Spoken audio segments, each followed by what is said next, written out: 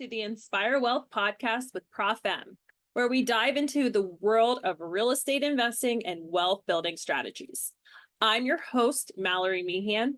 I'm a real estate professor, attorney, and seasoned investor here to guide you through the ins and outs of creating wealth through real estate. If you're looking to take your real estate knowledge to the next level, don't forget to subscribe to stay up to date with our latest episodes and offerings. Welcome back to another episode of Inspire Wealth. I am your host, Prof M, aka Mallory Meehan, and today I'm joined by CJ. CJ, how are you? Doing good, Mallory. Thanks for having me on. Yeah, I'm really excited to talk to you. I know we were chatting a little bit beforehand, but CJ, why don't you go ahead and introduce yourself? Tell us a little bit about your background and what led you into real estate. Yeah, thanks, Mallory. So my name is CJ Calio. I'm originally from Hawaii. Me and my wife are founders of WNN Properties. It's a mentorship company, and we'll get into that later on in the podcast. And I'll start with my story. So, like I said, I'm born and raised from Hawaii, and growing up, I was taught at a very early age to go find that safe, secure job, preferably a union job. If your listeners are from Hawaii, they know exactly what I'm talking about. So when I grew up, that's what I did. I found a job working at UPS, and it had all the benefits, all the medical, the pension, the retirement, and the steady income that I was taught to look for. And I was satisfied. And I remember one Christmas when Amazon just opened up the floodgates of packages, and I found myself overwhelmed and overworked and not seeing my family and kids and my wife. And it was a moment where I started questioning, what did I sign up for? This isn't, I don't recall this being part of the plan. And one day, particularly during that Christmas season, I was out delivering and it was way past my normal quit time. And I wasn't near done. And I had a choice to make. Do I continue on and just push through in the wee hours of the morning, or do I just bring the truck back? And I decided to bring the truck back. Driving home, I thought, man, there's got to be more. There's got to be more to this than just trading time for money and working this schedule that isn't supportive of my family. Like it makes good money, but at what price am I paying this? And I told myself, I'm done. Like I'm really done. So I get home, I wake up my wife Jasmine in the early hours, and I tell her about my day and what I've been thinking and the desire to quit. And to my surprise, she's like, I agree with you. These last few months, you've been working so much, you haven't seen the kids. Our marriage is struggling, our relationship is being gapped or distanced. Your kids are questioning, why are you working so much? Like, I agree, we got to get you out, but we got to replace your income because I'm not willing to change our lifestyle because you want to quit. And I was so caught up in emotion in that moment, like the realization that she's on board.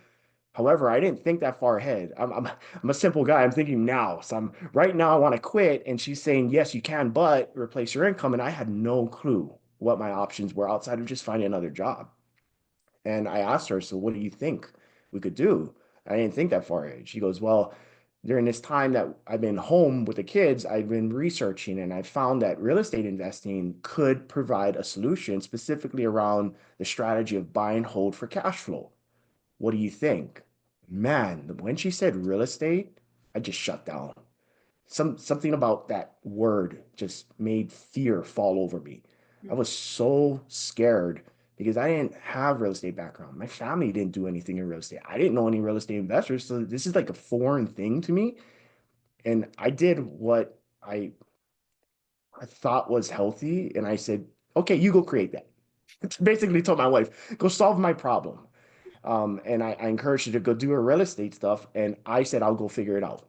And by figuring out what that looked like was I started businesses that I thought I knew or had experience in, um, like landscaping, house cleaning, car detailing, like things that I physically could do or knew of. And here's the thing, man. I'm sure your listeners and you've come across people who have started businesses. It is hard to start a business and be successful. Yep. And 9 months later, my businesses were failing or failed. And here's my wife, like just taking off in real estate. And I had to put my ego on the side and say, what do I gain by doing this the hard way or my way? Like, what's keeping me from jumping on board? And I didn't have an answer. So I said, you know what, I'm all in with you, Jazz. And that's what I did. I joined her. She invited me to my first REI, real estate investing meetup. Mhm. And I walk into this room like, what the heck am I doing here? I'm not an investor. I'm just this local Hawaii boy who used to or was delivering packages. Like, what value can I bring? I don't belong here. I have this like imposter syndrome come over me. Yeah. And hearing all the different investors talk about the strategies out there, there's buy and hold, there's flipping, there's wholesaling, syndication, multifamily, single family, short term, and the list just kept growing the more I heard people talk, and I was frozen. I didn't want to lose money, and I didn't know where to start. I would walking out of that meeting that night, that fear was just so heavy because I didn't know any of this stuff. I didn't know who these people were. And I looked over and I realized I was with my wife and she's doing this. Like I'm not alone. And it just knocked off a lot of that fear. And I just chose to lean into that. And it made all the difference in the world. I mean, 4 years later, we created a portfolio large enough where she and I were both able to leave our W-2 jobs. And most importantly, we gained back control over our time. Mhm. And I feel like everyone can do this in real estate. It is something that, like you and I were talking about pre-call, it is not readily available or taught that this could be an option. Mhm. Yeah. So it's a very powerful thing. Yeah. I love that story. I think it's great. And I think it's also it shows people that if you put your mindset in the right spot and you're able to clearly set out a goal and have somebody there to support you. And I think that that's a really big thing because when you try to go it alone, it's really challenging and you'll get that imposter syndrome. You'll get that fear come over you like, what am I doing? What am I thinking? The overwhelming feeling you felt delivering packages, all of those things put together end up being why a lot of people try real estate and then get out immediately because they don't have that support system with them. 100%. Yeah. Okay, so 4 years, walk us through what happened between your first deal and the last deal that you needed to replace your W-2 for both you and your wife. I wanna get into, like, what your strategy was, how you ended up doing that, because I think our listeners are really hoping to try to be able to take their time and put it in a vessel that they get to choose, and it's not they're trading their time for money. Yeah, exactly. So our first deal, I mean, being in Hawaii, I'm not sure if your listeners are aware, but our market is very high appreciation. So it doesn't really support the cash flow play per se. Yeah. So the deal just didn't work there. And we got challenged to go and find markets that did support cash flow because that's our ultimate goal. It was to replace my income. So when you have that end in mind, okay, what do I want to achieve? I want to leave my job. In order to leave my job, I get to replace my income.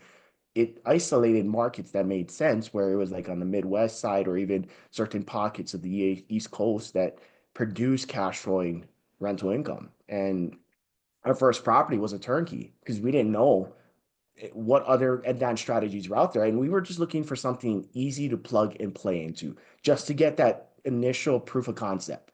Yeah. So that's what we did. We networked a lot more after that first meeting. I got over myself and I started being more vocal and outgoing and intentionally putting myself in a community of investors who were already doing out of state investing and just piggybacking off of what they've found. Like shortcut to success is found in a lot of great networks. Yeah. Here's where you can go now. So um, we isolated like three markets. It was Indianapolis, Jacksonville, Florida, and Kansas City, Missouri.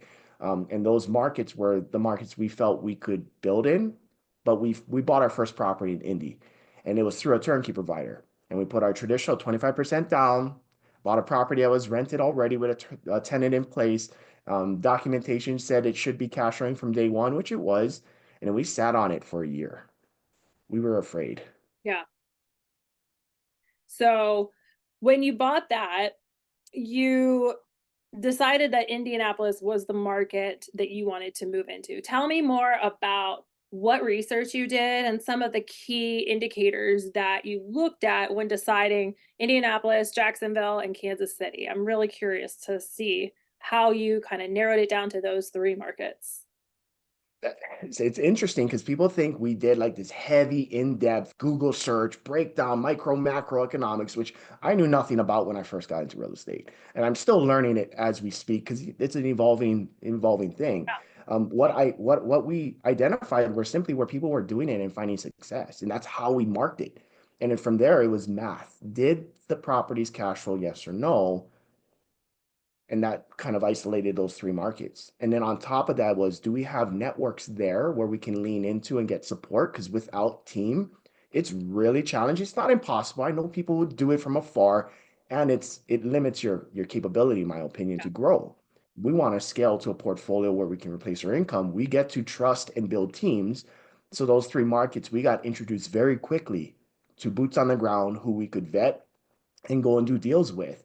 And Indy was the first one that produced the deal that we thought made the most sense for our first deal, and we stayed with that network for only one deal, and then we shifted markets. Yeah. No, that makes sense. So when you're trying to build out your team, and we'll kind of get into your future deals, who is on your team when you're building out these portfolios in cities that you don't live? Who are your kind of like, we need to have this person, and this person? Yeah, I'm sure your listeners may have heard of this, and if they haven't, it's the core four. You know, you got your real estate agent, you got your PM, you got your lender, and you got your contractor. I focus and recommend starting with agents because agents are usually master networkers. Mhm. They're always out there because that's how they generate business, referrals, and everything. So they're the easiest tip of the spear to pierce into a market is to find agents and network with them. Yeah. And big thing with agents is you get to close the deal. I mean, they can only go so long on this dance around. Well, I'm looking for this perfect property, and there's no perfect property out there. It's a property that makes sense, and pulling the trigger is crucial in solidifying that relationship. So agents are the first ones that I work with, and then it's usually PM right after that. Now, lenders and contractors are important. However, there's so many different ways, and you know this. As you get more experience, there's so many ways to close deals that are outside the traditional realm of what we did with the down payment and traditional financing. And then contractors, if you're not doing rehab, it's really hard to keep a contractor on your list when you don't produce opportunities for them to do work and get paid, kind of like an agent. Yeah. So those are like my four crucial team members in any market I go into, and I always start with agent and I work my way down because usually that agent can direct me to a PM, a lender, and a contractor, or anybody else I may need in that market. Yeah, no, that makes total sense. And I think you're spot on. People that are networking or people that are in this kind of realm, they're going to be motivated to do work for you when you're providing work for them. And so I think making sure that you're not stuck in this analysis paralysis phase where you keep telling this agent, like, this is the deal I'm getting, and they're sending you opportunities and you never pull the trigger, they're going to stop sending you opportunities. Yeah.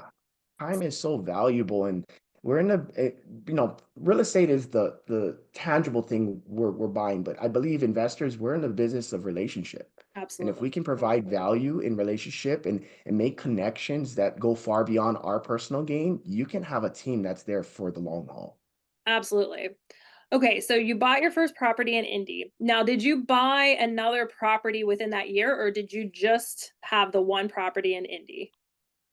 It was like one property. Just it Okay. was the fear of unknown, right? As Yeah. much as like confidence me and my wife had through her research, our network, we really wanted to make sure we bought a real property. These are real tenants. We're actually making money, Yeah. and what it looks like to own it for a year because we weren't sure like if this is what we're going to stay with. We knew we wanted cash flow, but there's so many other models out there that can produce it.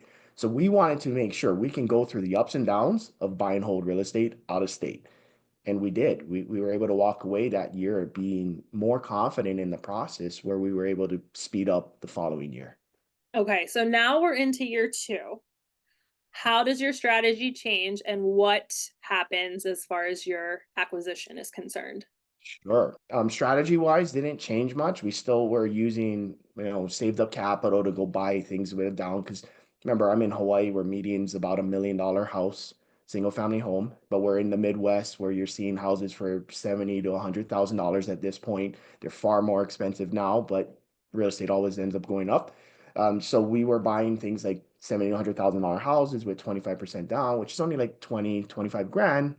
I mean, I spend more on a car. So I Right. just redirected capital I would have bought a new car with to a property. And year two, we scaled to the point where we ran out of mortgageability, which typically, and lenders will most often say you're qualified up to 10, including your personal. I haven't met somebody that's hit 10. We capped out at 6. Yeah. Our DTI, debt to income, just really hurt. And even though we had good paying jobs, it was just we're too risky at that point. So we Yeah. grew 5 more floors in year two, which then gave us a new opportunity to learn and grow if we wanted to continue amassing a portfolio. Okay. So in year two, how many properties did you acquire? 5. Five. Okay. So now you've maxed out your mortgageability.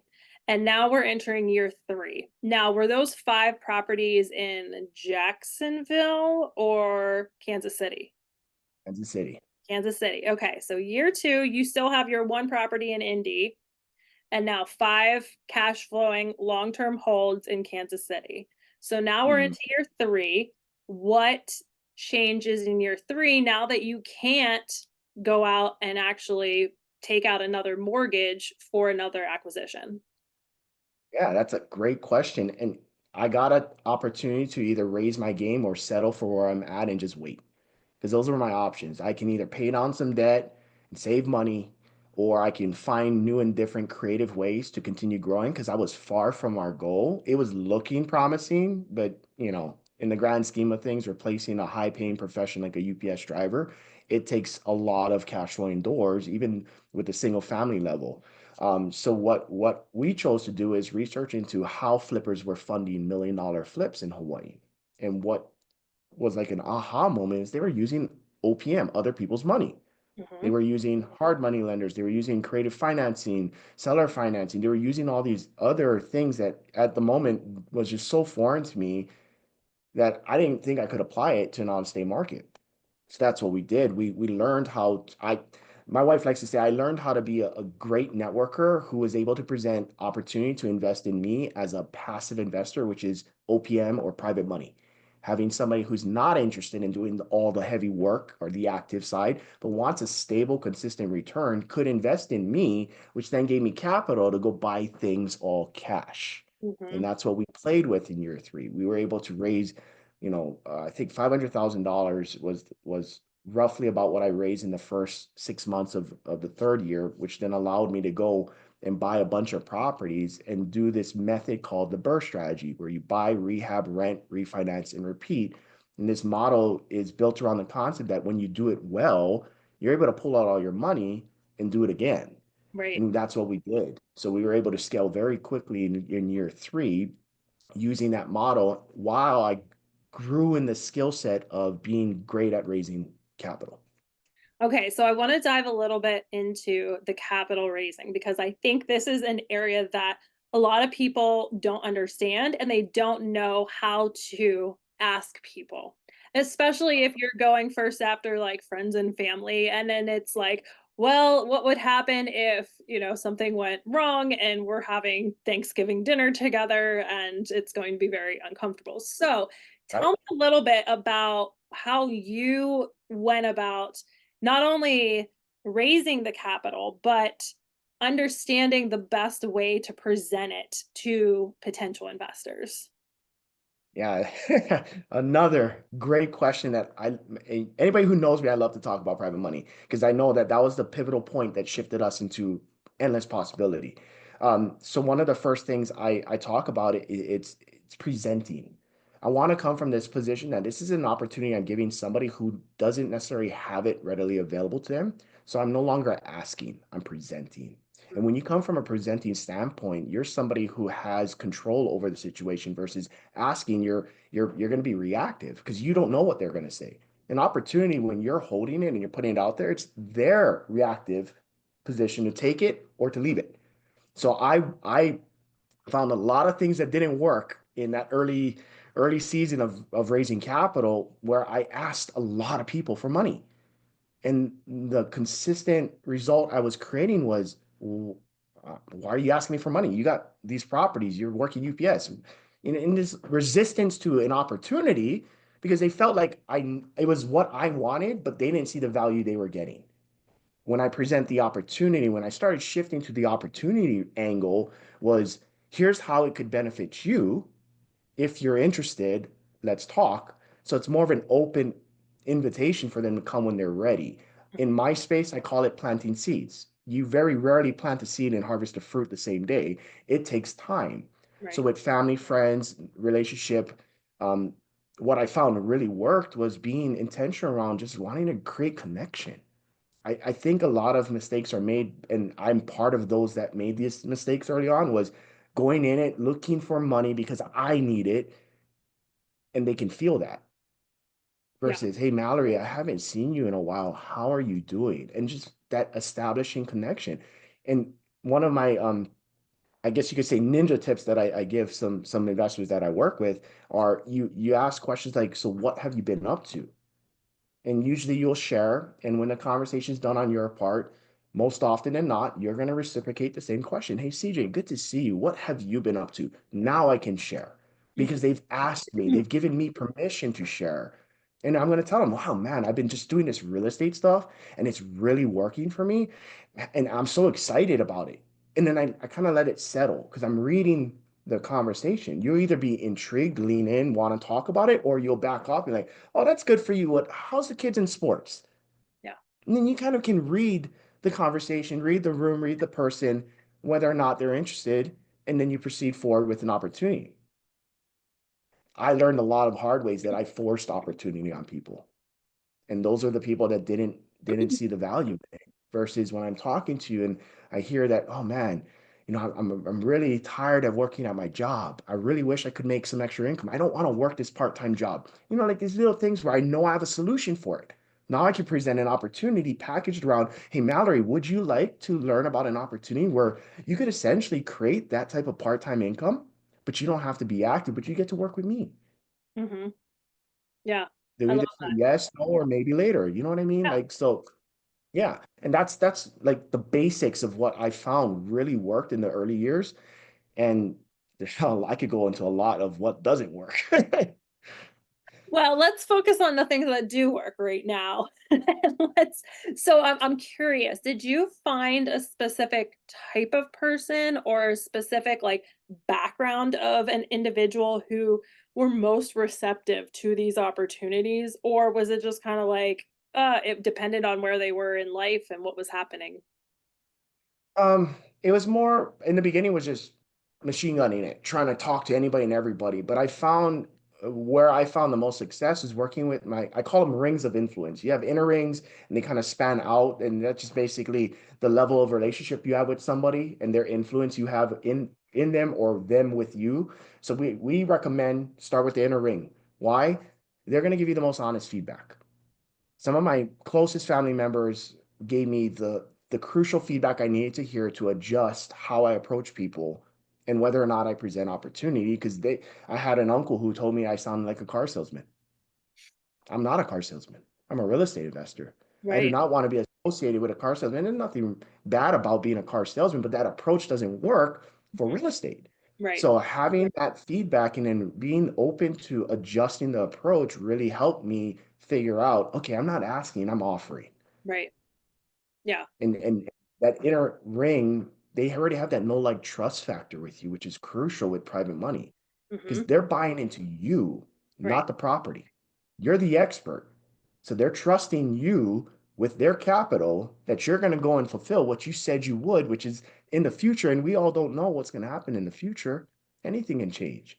And our number one rule in our space is always pay back your lender at all costs. So I've had experiences where I've done a deal and it didn't pan out the way I wanted to, and I was short. So I've sold a car. I've sold property. I've worked second, third jobs just to create that difference because they don't get to hurt because of my miscalculation on the deal. They trusted me as an expert. And I'll tell you right now, Mallory, those lenders have been with me for a decade because I've fulfilled my obligation that they they now know I'm willing to do what it takes to ensure that their money and interest is paid. That's great. And I think that's amazing advice for people because you never want to burn bridges and you never want to have that reputation of being the person who's not fulfilling their word. And, I completely agree. And I would have done the exact same thing as you. I would have figured out how am I going to come up with it? How am I going to make it work? If that means selling off a property and, figuring that out, then that's what needs to happen. Exactly. Okay, so now we've now entered year 4 for you, and this was kind of the pivotal point that you've created enough portfolio cash flow coming in that you and your wife could both quit your jobs. And so was there anything that had changed or shifted in year 4 that really put you over the edge and allowing you to, leave the W-2 behind? Yeah, so the thing that shifted the most was gaining so much experience because of the volume of deals we were able to do now that I had the skill of raising capital. So just honing in that Burr model where I started to be able to pull out more money than I've actually put in and still be able to cash flow made it very easy to scale large. And getting to that large door count, I think the crucial piece was having not just me, but my wife leave with confidence, knowing that we've exceeded our cash flow goals. So usually there's two numbers. When I talk to people who are wanting to do the same thing, there's two numbers. There's numbers they want and there's numbers they need. We exceeded the number we needed, but we were just shy of the number we wanted. And I sold the idea on my wife that we both could quit because we are now stuck with our limitations around our current obligations at our job. Right. So once I was able to convince her around the time frame, which is interesting because this is what she wanted to do, and now I'm over here on the back end selling her on why we need to both leave because Right. there's 40 hours here and my 60 hours here. Imagine if we could redirect it to real estate, how much more we could do, how much better we can grow. And once I got her on board with that, showing her through pure math, our number was hit for our need and we're exceeded it, but we're not quite where you wanted. It's still good. Mhm. It we have enough buffer that if something goes sideways, we're okay. And we're freeing up combining about 100 hours a week, we could rededicate to real estate. Yeah. Having that shift for her allowed her to step into her lane. We call our partnership lanes. I'm in this lane, she's in that lane, and her lane was all about stabilization. In other words, just being able to keep the money you make, because it's not how much you make, it's how much you keep. Right, absolutely. Stabilizing a portfolio that's really large when you're dealing with your yearly lease renewals with residential tenants, termites and toilets, turnovers, evictions. Like it can be a full-time job. And you're laughing because I do. right? So for her to take over that allowed me to step into different opportunities and find new and bigger now that I had the freedom of time. Yeah. And that's where we rolled into what we moved into next season was commercial real estate. Okay. So before we dive into the commercial real estate conversation, one thing that I wanted to understand. So when you are identifying these deals, are they all coming specifically from agents or are you sourcing them through alternative means? And how are you finding or how are you sourcing some of those deals? That's a great question. In the beginning, anybody new, I highly recommend just stay with an agent, stay with MLS because you don't know what you don't know. And they're there as a working professional to protect you. They have an ethical responsibility, a fiduciary responsibility to protect you. So you're in your safest position working deals on market with an agent. So how I source deals at that point, well, when you do deals, people take notice. And when you start to do volume of them, agents cap out. So even the best agents I work with started passing me off to new agents, asking for them to help taking the load because I was doing so many deals consistently that they could only perform at a high level with X amount of deals. Hence, here's another agent. And my network grew, which then led to, oh, investors hearing because they've worked with that agent. Well, an investor has this off market deal that may not work for a flip, but it works really well for a buy and hold and establishing new relationships with investors on ground that are doing different strategies because they come across deals all the time that don't always pen out for them. But if they understand what I'm looking for, and if I properly relay the opportunity for them to pass on the deal to me for compensation for their work, everybody wins. Yeah. So social media was a big one for a good season for me. I was literally on Facebook and getting deals coming in to me from Facebook. Wow. And it was a pretty interesting source. It is a different level because you're not working with an agent. So Right. there's dynamics where you got to make sure you know how to vet a deal, you Mm. know to protect yourself, like with proper legal contracts, counsel, like ensuring you're not being scammed with wire fraud and all these escrow frauds. And Yep. unfortunately it happens, but when you're skilled, you know what to look for that's a red flag, or who to ask. Like, hey, Mallory, I came across this deal. Can you take a look at this contract and just make sure that I'm protected here? Because sometimes these contracts are off of the web. It's just Right. like Right. copy paste, and it Mhm. may not even be applicable in the market you're in because they took a Hawaii contract and they're doing it in Kansas City, and it doesn't work that way. Mhm. So just having the right team members can really ensure higher probability of success. And sometimes those deals give you really good returns because you're off market. And I think you also brought up a really great point is that even though a property might not be a deal for you, it could be a deal for somebody else. And so if you found these opportunities and you still wanted to capture or, be able to bundle it together, you have the opportunity of saying like, look, I'm not in the game of short-term rentals, but I found this property and it would do really well in this market. Who do I know who would find this to fit their portfolio? And then you kind of start reciprocating with those deals. And I think that's an awesome thing because once you're able to show value to somebody else, they're going to want to show value back to you. Absolutely. And it's nurturing relationship. Back to that concept, like the properties are the tangible, but the relationships are what really are valued. And how do you do that with investors who are successful? You find a need and you fill it. Hmm. The need would be, I can't do the deal, but I don't want to miss an opportunity to make a quick buck. Well, great. Here's my numbers. Does it work for you? If not, can you make it work for me? And then now we can close the deal. And now you're walking away with a satisfied seller. You look good. You get paid. I get a deal that makes sense. Everybody wins. Absolutely. Okay, so now I want to get into your shifting pedagoggy of just being in residential and now getting into commercial. And I have a soft spot for commercial in my heart. So I'm really interested to hear about how you develop the strategy, what kind of commercial properties you're looking at, and maybe some of the challenges or differences that you've run into between being a real estate investor for primarily residential properties and now transitioning to that commercial side. Right. Commercial is similar and so different. Like, oh man, what got us to look into commercial was simply the volume of doors I put in for my wife because I didn't want to stop going. I found a rhythm and I was just like deal after deal. And I realized she quit her job, not to take on a new job, to manage teams, to manage properties. And I felt the burden was not what we desired or intended initially. So, how can I shift into something that provided a little bit more breathing room? And what we found was commercial. No, not multifamily commercial, because numbers at the time and quite frankly right now still don't make sense to me as an investor in my bracket that I'm buying in. It can make sense when you're at a certain level. But for me, it didn't make sense. So I followed the Warren Buffett rule. Be fearful when everybody's greedy. Be greedy when everybody's fearful. And at the time, everybody's chasing the multi.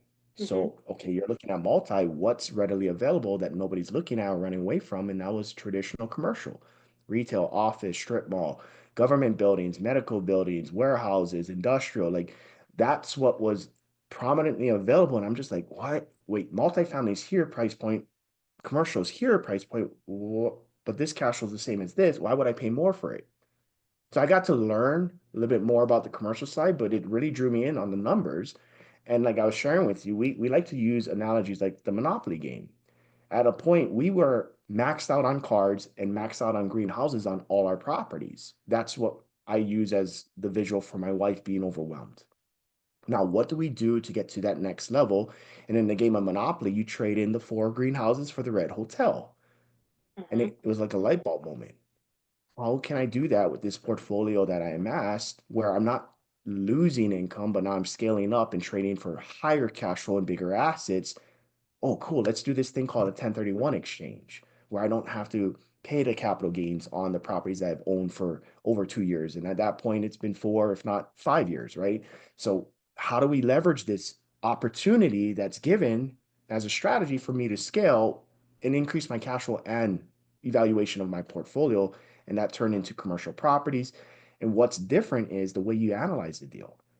Like single family is driven a lot by market, Right. right? So you got your market, your appreciation, what recent comps and solds are for. But in commercial, you can have two identical buildings, one performing, one not, and it's assessed and looked at differently because it's performance based. Right. And that's what the biggest draw was. Like, cool, how do I learn this mathematical equation to go into this space and simplify it?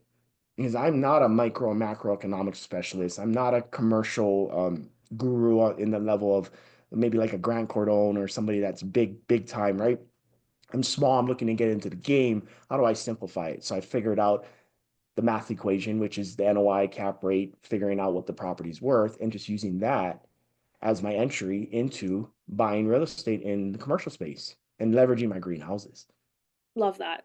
And I love the analogy to Monopoly because I think that that can actually translate to a lot of people and really help them understand that you can have as many, single family properties as you can. And then you also have to realize with single family is that you're going to most likely only be on a 1-year lease.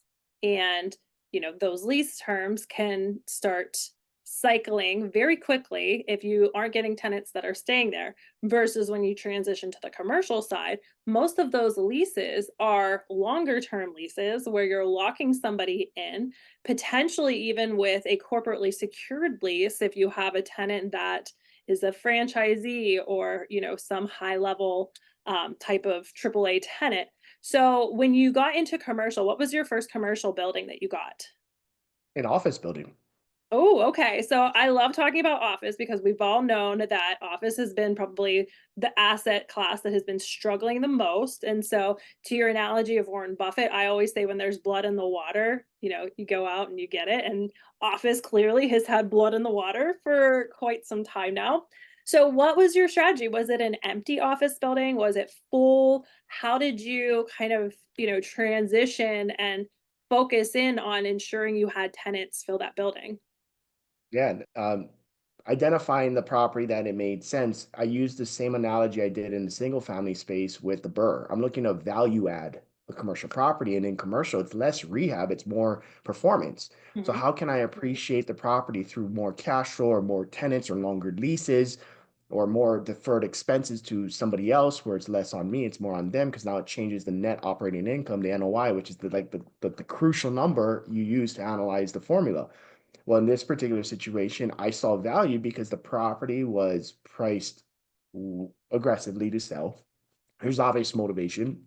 However, it was only 50% or 55% occupied at the time, which I'm sure you know, but for most in the commercial space, that's almost unlendable to Mhm. be at that vacancy, especially in office, because they look at asset classes as much as they look at performance. And at the time I didn't understand all that, but I saw 50%. I'm like, well, okay, if I could just fill the other 50%, now I can make this property worth this much money and also increase cash flow. How do I get this deal done?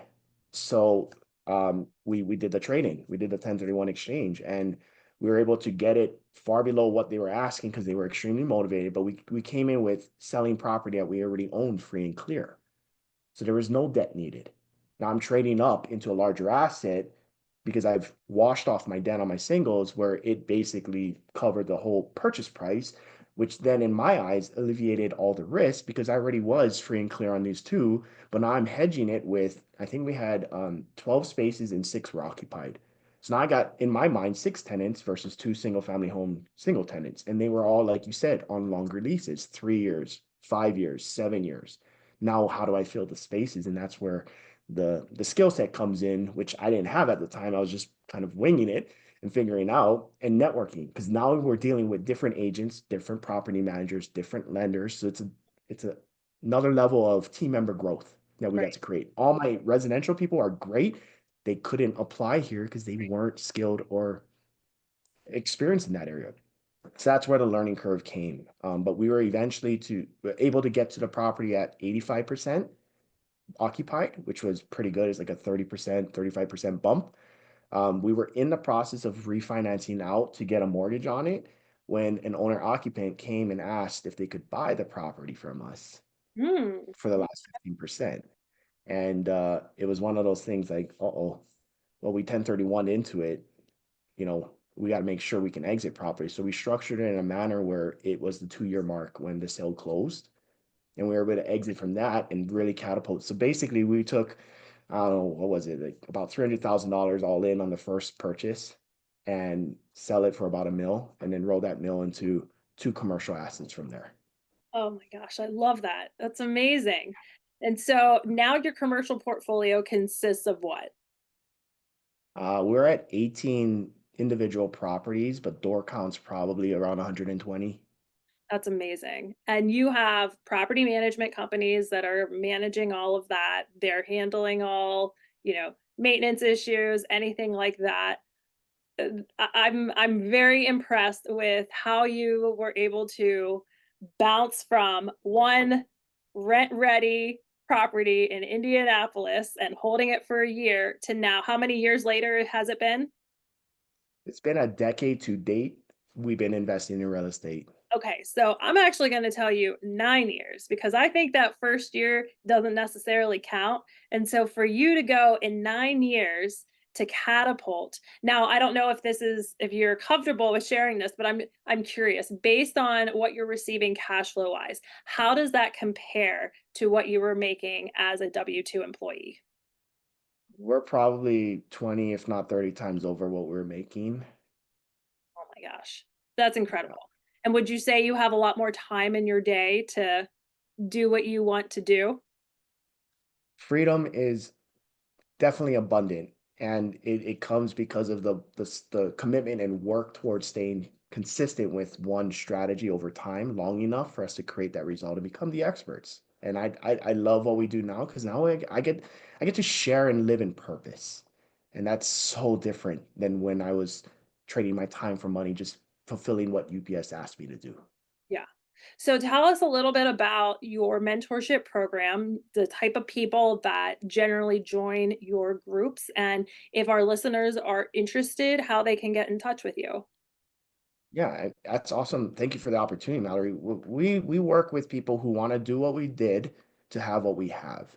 So that's working class professionals, successful middle class people that are looking to either replace their income or add an additional stream of income, like whatever it works for you, using the same methodology that we did, which is invest where you want, live where it makes where invest, live where you want, invest where it makes sense. And Yes. for us, that was, we lived in Hawaii, we invested in the Midwest because the numbers made sense, and we like to do things out of state.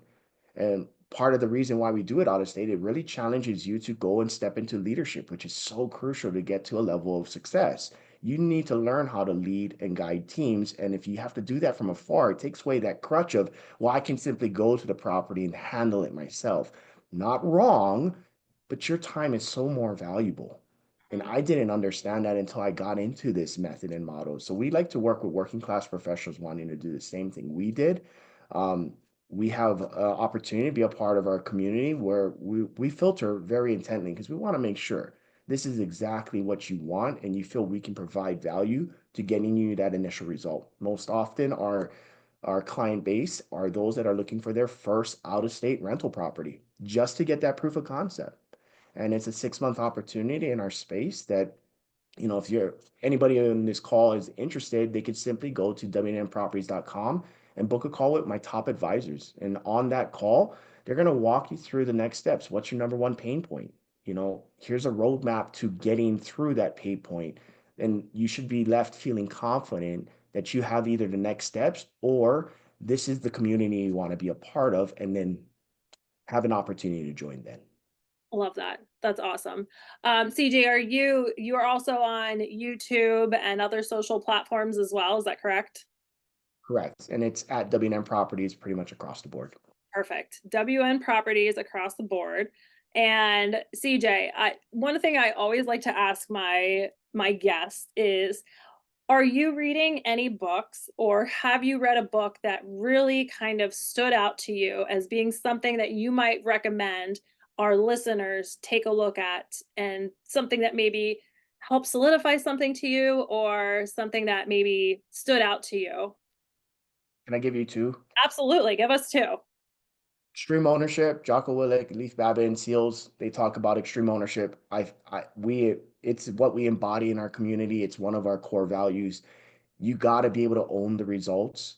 I think Ed Milet said that the moment you take ownership over everything that's happening in your life, you harness the power to change it. Like that extreme ownership mindset is what shifted me from a W-2 worker to a successful real estate investor full time. Having that, okay, here's what didn't work and here's my contribution, less blaming. And very easy to blame. It's very hard to reflect on where I can improve. And I do this on every single deal. And I encourage everybody I work with to do this on every single deal because you are always learning and growing. And if you're not, you're dying. Second book, Who Not How, Dan Sullivan, Benjamin Hardy. Love that book. Why? You get to apply it in out-of-state investing. When you don't live in that market, you get to find the who's. And you want to find those people who are uniquely gifted in exactly what you need them for and develop that relationship. And once you develop that, you can take any of the real estate investing models and be successful. So those are my two books. I love it. CJ, it has been an absolute pleasure talking to you. I want to congratulate you and just tell you that I'm proud of what you've done. And I'm so excited to be able to now have you in my network and continue to see the things that you produce, help grow, the knowledge that our society truly needs to break the mold and break the cycle and help them understand what life is truly about and giving them the opportunity to have their time the way that they wish rather than having somebody else dictate that. Yes. Thank you so much for having me on. It's been a blast. I look Uh, forward to keeping a good relationship with you as we go on. oh, 100%. You can't get rid of me. Hey. All right. Well, that wraps it up for another episode of Inspire Wealth. I am Prof M out. And for those who want a more hands-on learning experience, check out our online courses at inspirewealtheducation.com. Whether you're just starting out or looking to expand your investment portfolio, I've created step-by-step guides and resources to help you achieve your financial goals. So hit that subscribe button and let's start building your wealth one episode at a time.